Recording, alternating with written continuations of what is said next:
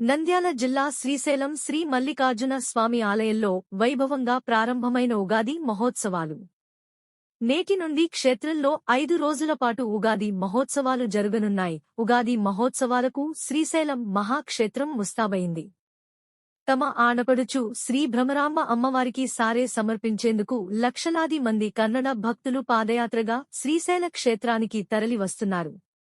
ఉగాది ఉత్సవాలను పురస్కరించుకుని శ్రీశైలంలో 5 రోజుల పాటు భ్రమరాంబదేవికి ప్రత్యేక పూజలు నిర్వహిస్తారు. ఉగాది మహోత్సవాలకు సుమారు 10 లక్షల మంది భక్తులు శ్రీశైలం చేరుకునే అవకాశం ఉందని దేవస్థానం అధికారులు అంచనా వేశారు. అందుకు తగ్గట్లుగా భక్తులకు ఏర్పాటు చేశారు. శ్రీ స్వామివారి యగశాల ప్రవేశంతో ఉగాది ఉత్సాహాలకు శ్రీకారం చుట్టిన అర్చకులు, ఈవో పెద్దిరాజు దంపతులు సాయంత్రం మహాలక్ష్మి అలంకారంలో భక్తులకు దర్శనమివ్వనున్న శ్రీ భ్రమరాంబిక అమ్మవారు భృంగి వాహనంపై శ్రీశైలం ఆదిదంపతులకి క్షేత్ర పురవీధుల్లో గ్రామోత్సవం నిర్వహించబడుతుంది.